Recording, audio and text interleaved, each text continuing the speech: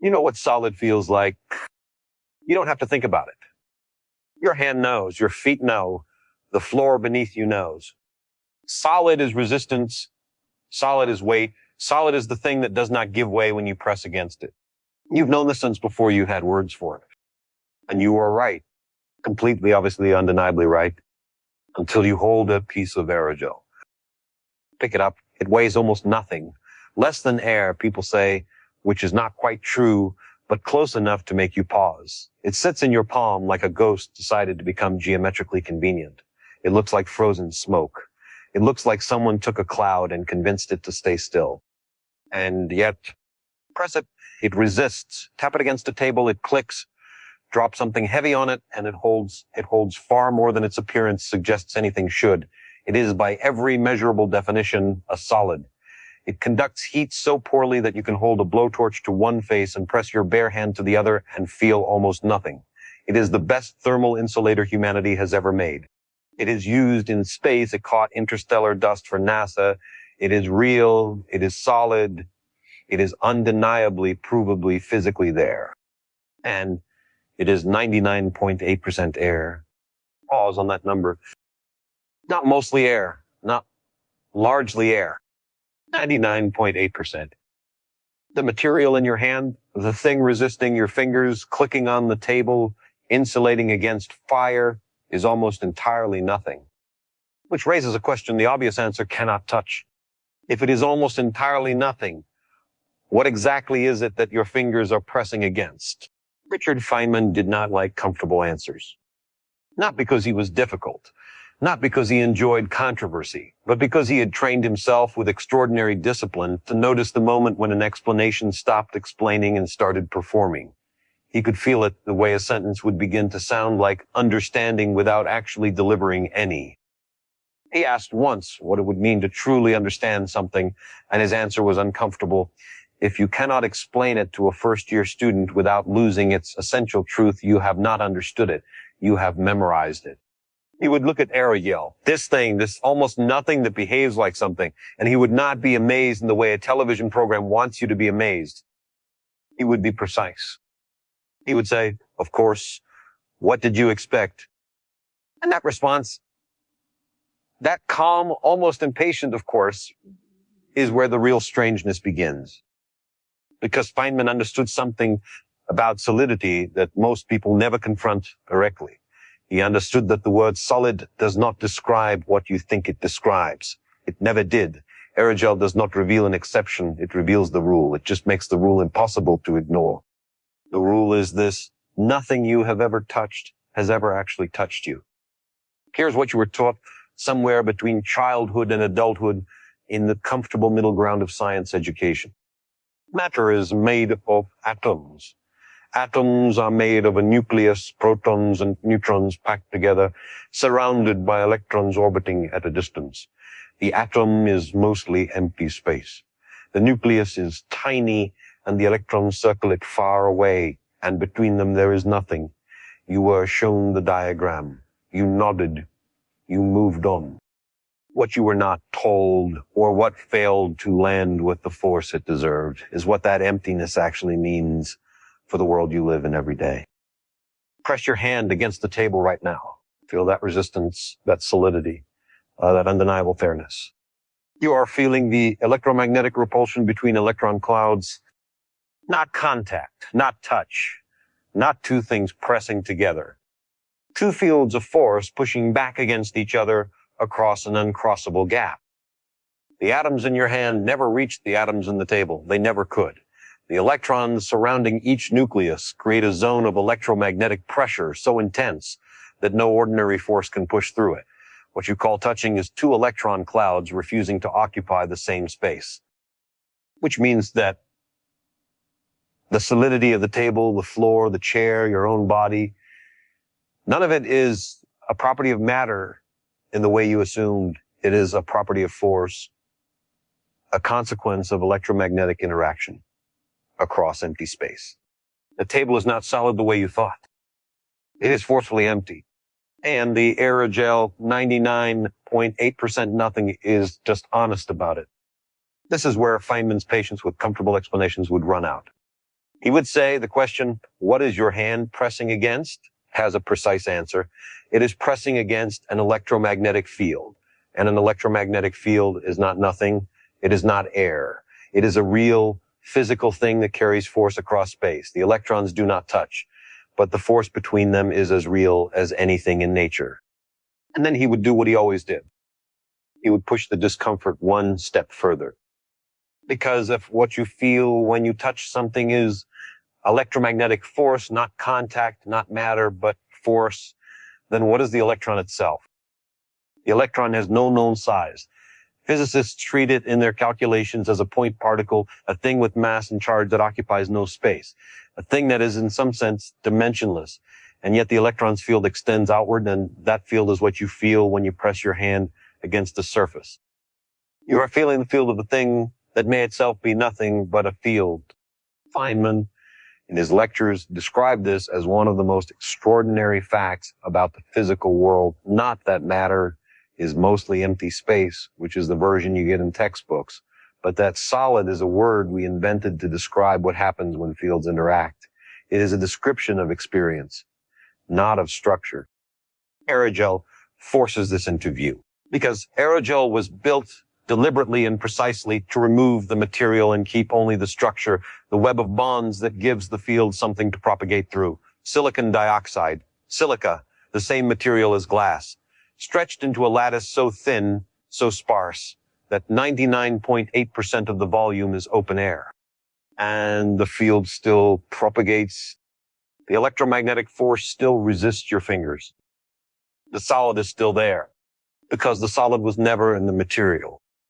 Feynman once described atoms by saying, if an apple were magnified to the size of the earth, the atoms inside it would be the size of the original apple. Hold that. Not the size of a grain of sand. Not the size of a pinhead. The size of an apple.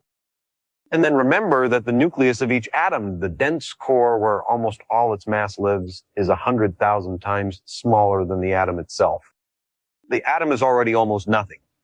The part of the atom that has mass is almost nothing of the nothing. The rest is electron cloud. The rest is force. When you hold aerogel, when you hold a material that is 99.8% air, you are not holding something unusual. You are holding something that, for once, reflects the actual proportion.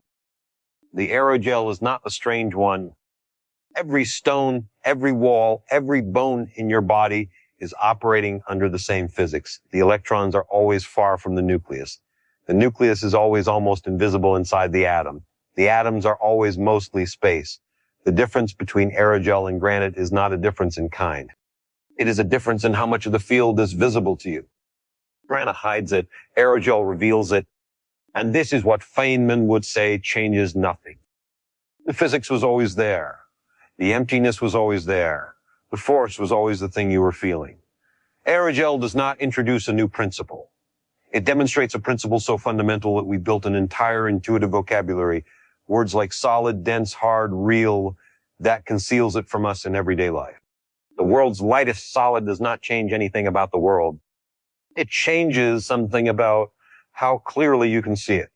Now push further, because the strangeness is not finished. If the solidity of matter is electromagnetic force, if what you feel when you touch something is fields pushing against fields, then consider what this means for space itself. A vacuum is not empty. Quantum field theory, the most precisely tested theory in the history of science, describes the vacuum of space as a seething, fluctuating field of virtual particles, constantly appearing and annihilating in intervals so short they skirt the edge of what can be measured. The vacuum is not the absence of things, it is a state of a field, the lowest energy state, but a state, not an absence. And here the science reaches its own limit, and the honest thing is to say so. We do not fully understand what the quantum vacuum is. We know it is not empty. We know it has energy, the so-called zero-point energy, measurable through the Casimir effect, where two plates placed close together in a vacuum are pushed toward each other by the pressure of fluctuations in the field between them. That effect has been measured. It is real. But what the vacuum is, at its deepest level, whether the field is a thing that exists in space or whether space is itself a property of the field, this is not settled. Physicists disagree. The mathematics describes. The interpretation remains open.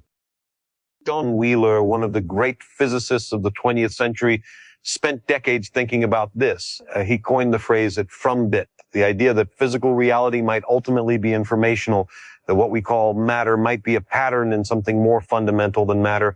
He did not know. He said he did not know. He offered it as a question, not an answer. He offered it as a question, not an answer. Feynman would have approved of that honesty. What we can say is this: the closer you look at what separates the 99.8% of aerogel that is air from the fraction that is silica, the less clean that separation becomes. The boundary between something and nothing in the physical world is not the hard line that everyday experience suggests. The aerogel is not a quirk. It is a window. And what it opens onto is a universe where the question, what is there exactly, does not have the crisp, satisfying answer we assume. There is something else. Aerogel is not a discovery in the sense of finding something that already existed in nature. It was made deliberately in 1931 by a chemist named Samuel Kistler, who made a bet with a colleague about whether the liquid inside a gel could be replaced entirely by gas without the gel collapsing. He won. He used a process called supercritical drying, removing the liquid at a temperature and pressure where it transitions directly from liquid to gas without passing through the surface tension that would otherwise crush the structure. He built something that nature on its own had never produced. A solid that is mostly air. And in doing so, he accidentally demonstrated something that physicists already knew, but that was very difficult to see in everyday matter, that the structure of a solid, the bonds, the lattice, the geometry, is more fundamental to its properties than the material filling the structure. Remove the material, keep the bonds. The solid persists. This is not magic. It is chemistry built on physics, built on the fact that what you call solidity was always a property of how atoms relate to each other, not of how many atoms there are. A cathedral does not stand because of the mass of its stones. It stands because of the arches, the geometry that redirects force. The stones are not the strength. The structure is the strength. Aerogel is a cathedral built from arches smaller than light can see, with almost no stones at all. And it stands. Put your hand on the surface nearest to you. A table, a desk, a wall. You have done this 10,000 times without thinking. Feel it now with what you know. Your electrons are not touching those electrons. Across a gap so small it has no common unit of measurement, two fields of force are refusing to pass through each other. The atoms in your skin and the atoms in that surface have never been in contact. They will never be in contact. The sensation you call touching is the experience of electromagnetic repulsion across empty space. And the empty space that aerogel makes visible, the space that is already inside every granite slab and every human bone, that space is not the absence of anything. It is threaded with fields. It is described by quantum mathematics. It is, in a sense that would have unsettled Newton, and does not yet fully satisfy us, not empty at all. The world's lightest solid changes nothing. Feynman would say, the world was always this way. You are the thing that changed. Not your understanding, that is still incomplete, still reaching, still pressing against questions that have no floor. Your perception. The next time you reach for something and feel its resistance, the mug on the table, the door handle, the weight of a book, you will feel what you have always felt. Nothing about the sensation is different. But underneath the sensation, if you let yourself notice, is the faint and vertiginous awareness that what you are calling solid is a negotiation between forces across emptiness. That the lightest solid ever made and the heaviest object you have ever lifted are the level that matters, made of the same proportion of nothing. That the word solid is the name we gave to the way force feels when it holds. And force, when it holds, is enough. It always was